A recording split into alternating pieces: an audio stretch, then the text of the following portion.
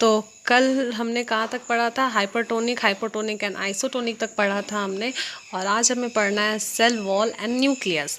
तो कल एक्चुअली मैं वीडियो कंप्लीट नहीं कर पाई थी क्योंकि रेनफॉल बहुत हो रही थी। और आज भी मैं आपको वीडियो इस तरीके से इसलिए भेज रही हूँ क्योंकि रेनफॉल की वजह से मैं आपको वाइट बोर्ड पे नहीं पढ़ा पाऊँगी। तो चलिए स्टार्ट करते हैं। सेल वॉल क्या है? ये तो हमें पता है कि outermost covering of cell is called cell wall. Cell की जो आउटर मोस्ट कवरिंग होते हैं उन्हें हम सेल वॉल कहते हैं। पर हमें आज ये जानना है कि सेल वॉल जो होता है, जैसे ये हमारा क्या है, सेल मेम्ब्रेन है। सेल मेम्ब्रेन के आउटर मोस्ट में हमारा है सेल वॉल, जो कि हर सेल में प्रेजेंट नहीं होता है।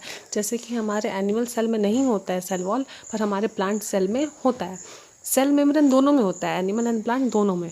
बट सेल वॉल जो है वो एनिमल सेल में नहीं होता, वो हमारे प्लांट सेल में होता है। ठीक है, तो ये सेल वॉल क्या करता है? ये हमारे सेल मेम्ब्रेन को और उसके अंदर के जो भी न्यूक्लियस और जितने भी सेल ऑर्गेनेलीज होते हैं उनको ये क्या करता है? प्रोटेक्ट करता है। ठीक, और ये क्या होता है? ये बहुत ही रिजिड होता है, बहुत ही स्ट्रांग होता है।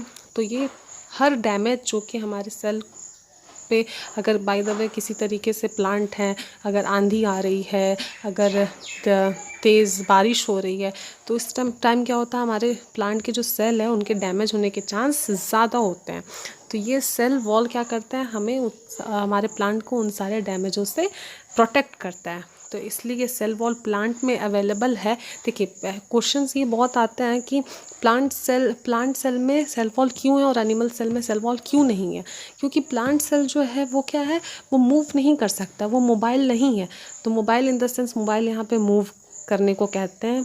मतलब जो भी प्लांट्स, जो भी चीज़ें मूवेबल होती हैं उन्हें हम मोबाइल कहते हैं। ठीक है, पर ये क्या है? ये मोबाइल नहीं, ये मूव नहीं कर सकते हैं। तो इस वजह से इनके पास क्या, सेल वॉल होती है जो कि इन्हें प्रोटेक्ट करें।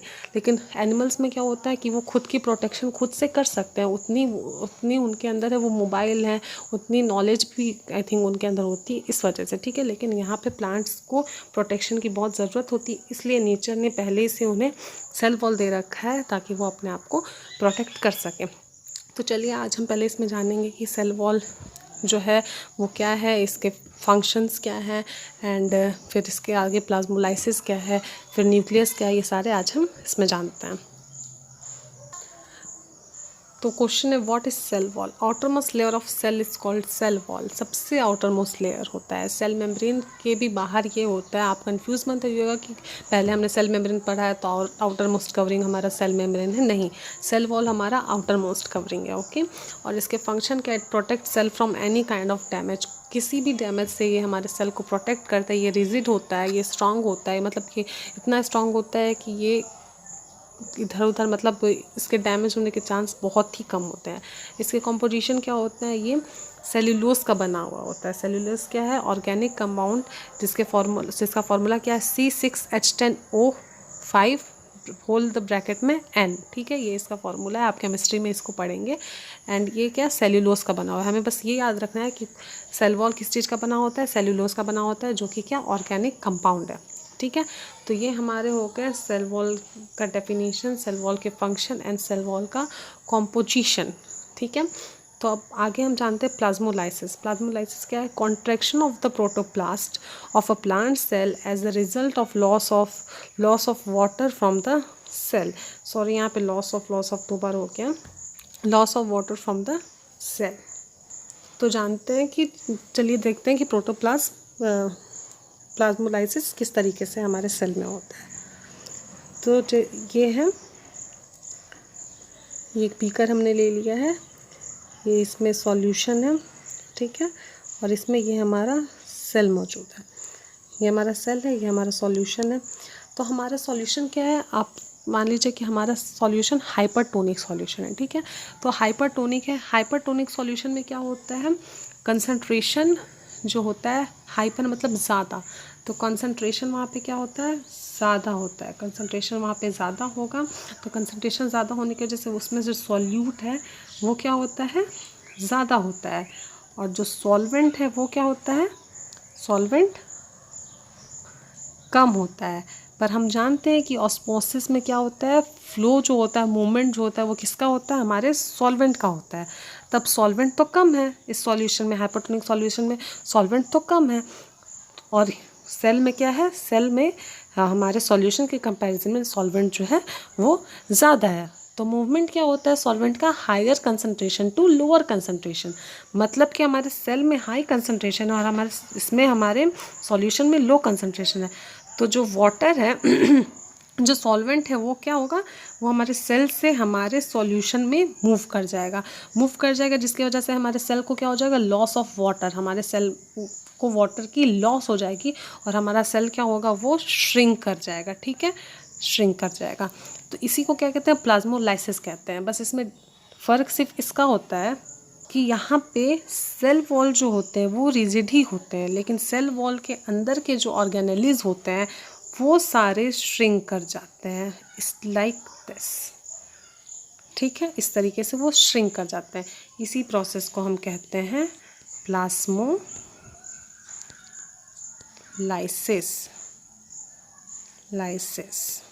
ओके, ये हमारा प्लाज्मोलाइसिस हो गया। आई होप आप लोग को अच्छे से समझ में आ गया हो। चलिए आगे बढ़ते हैं। तो अब आते हैं हम न्यूक्लियस पे। न्यूक्लियस को पढ़ने से पहले एक बार सेल वॉल रिकॉल कर लेते हैं। सेल वॉल क्या होता है, cell wall outermost covering होता है, जो कि सेल मेम्ब्रेन के भी बाहर का कवर होता है, जो प्लांट्स के सेल को डैमेज से बचाता है। और वो किसका बना हुआ होता है, वो सेल्यूलोज का बना हुआ होता है। सेल्यूलोज क्या है, सेल्यूलोज एक तरह का पॉलीसेकेराइड है, जो कि बीटा ग्लूकोन से बना होता है। इसके डिटेल्स आप अच्छे से पढ़ेंगे बिल्कुल भी बायोमोलिक्यूल्स में, जिसमें आपको समझ में आएगा कि ये पॉलीसेकेराइड क्या है, ये सेल्यूलोज क्या है, उसमें आप क्लियरली अच्छे से पढ़ेंगे। फिलहाल आपको बस इतना ही जानना है कि सेल वॉल सेल्यूलोज का बना हुआ होता है। फिर प्लाज्मोलाइसिस क्या होता है, प्लाज्मोलाइसिस में जो होता है कि जो प्रोटोप्लास्ट होता है, प्रोटोप्लास्ट क्या होता है ये अभी आप सोच रहे होंगे। तो प्रोटोप्लास्ट क्या होता है, पहले ये हम समझते हैं। जैसे ये देखिए, ये हमारा सेल है, ठीक है, ये हमारा सेल है और यहाँ हमारे न्यूक्लियस है। तो सेल में हमारे न्यूक्लियस है, तो इस न्यूक्लियस के अलावा जितने भी यहाँ पे सेल ऑर्गेनेलिज रहते हैं वो सारे किस में होते हैं, साइटोप्लाज्म। ठीक है, ये हमारा न्यूक्लियस, ये हमारा साइटोप्लाज्म, और दोनों को कॉम्बिनेशन करके, दोनों को कंबाइन करके हम क्या कहते हैं, प्रोटोप्लाज्म कहते हैं। ओके, तो वो क्या होता है कि प्लाज्मोलाइसिस में क्या होता है कि हमारा सेल वॉल रिजिड ही रहता है, पर हमारे जो प्रोटोप्लाज्म होते हैं वो क्या होते हैं, वो श्रिंक कर जाते हैं।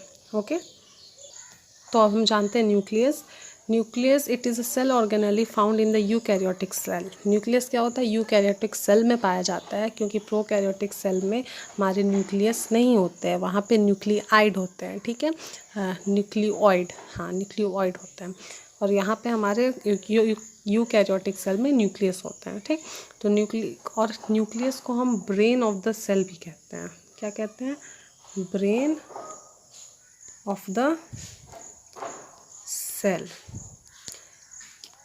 तो नाम से ही आपको समझ में आ रहा होगा कि ये कितना इम्पोर्टेंट है। जैसे कि हमारे बॉडी में हमारा ब्रेन जो है वो हमारे सारे वर्क को देखता है, उसी तरीके से न्यूक्लियस जो है वो सेल के सारे वर्क्स को देखता है।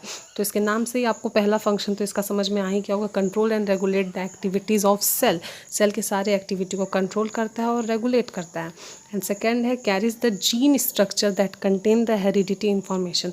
और क्या करता है कि जो हम लोग, जैसे हमारे अंदर जो कुछ ऐसी कैरेक्टर होगी, जो कैरेक्टरिस्टिक्स होगी, जो कि क्या होगी, हमारे पेरेंट्स से सिमिलर होगी, तो वैसे कैरेक्टरिस्टिक्स को, हेरिडिटरी कैरेक्टरिस्टिक्स को ये क्या करता है, ये हमारे पेरेंट्स से हमारे अंदर लाता है। ठीक है, तो ये भी न्यूक्लियस का काम है। ओके, अब आगे चलते हैं, न्यूक्लियस के कॉम्पोजिशन को देखते हैं कि वो किस किस चीज़ से बना हुआ होता है एंड वो कैसे वर्क करता है।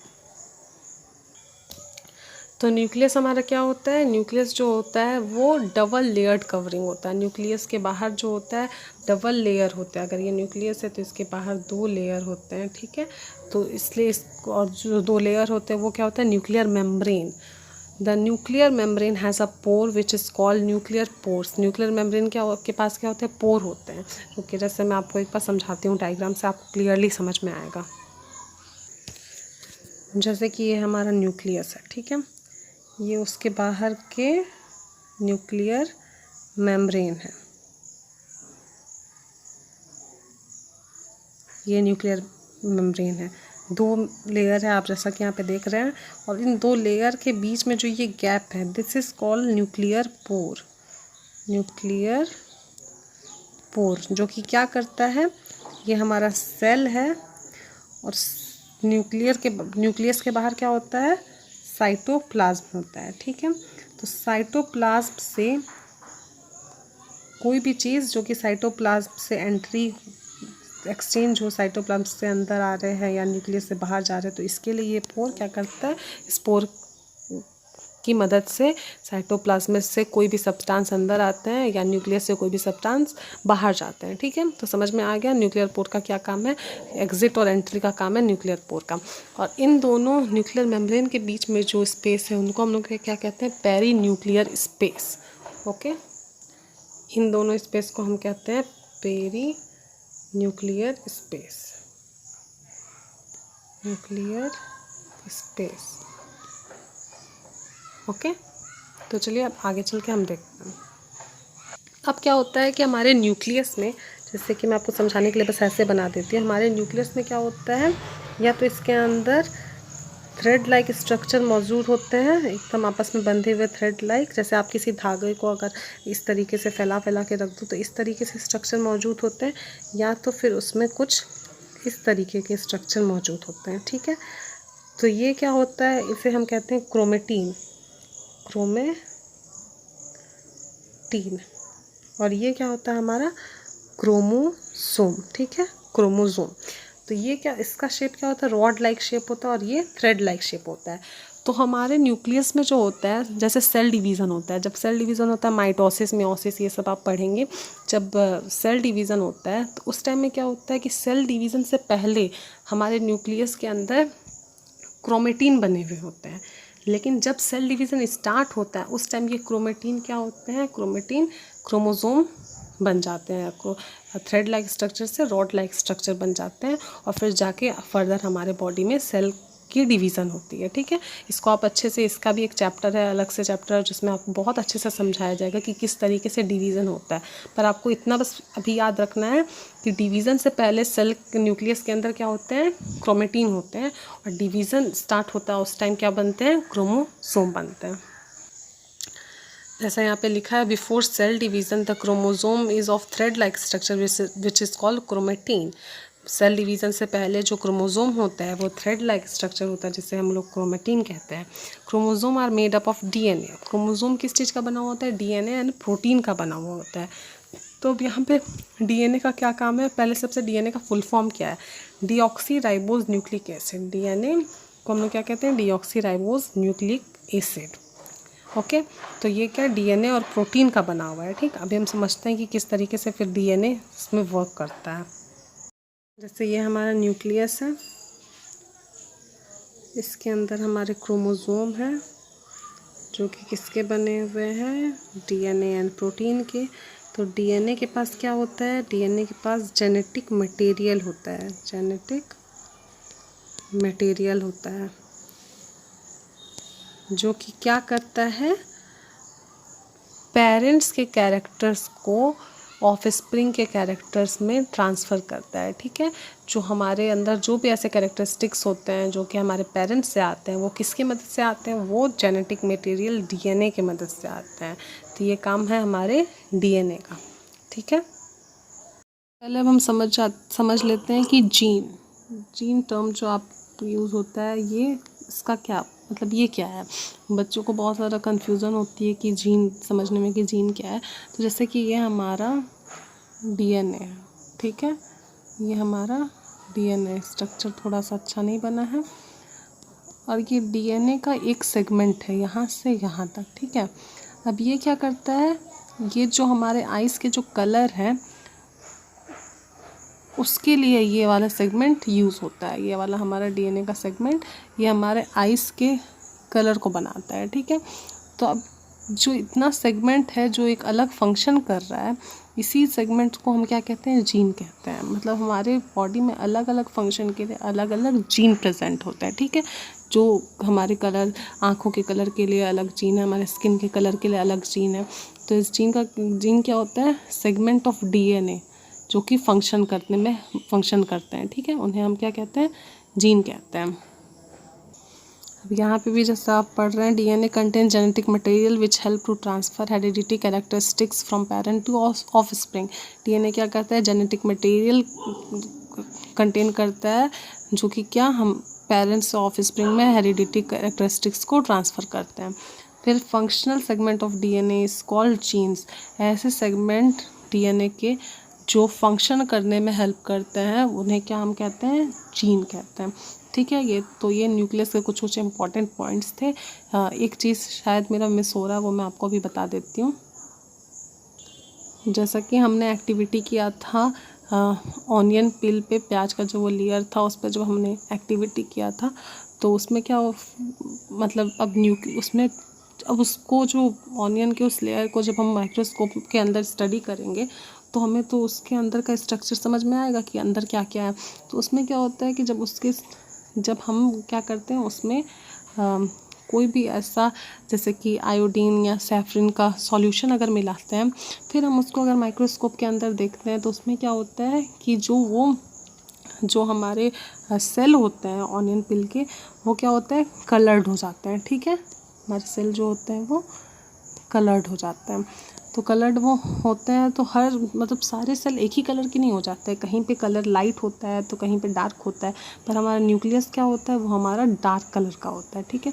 डार्क कलर क्यों होता है, क्योंकि हर सेल के हर जगह का केमिकल कॉम्पोजिशन अलग अलग होता है। तो केमिकल कॉम्पोजिशन जिस जगह का जो होगा उसी हिसाब से वहाँ पे वो जो कलर, मतलब सॉल्यूशन डालने पे जो कलर है वो उतना ही गहरा वहाँ पे होगा। तो इसलिए न्यूक्लियस हमारा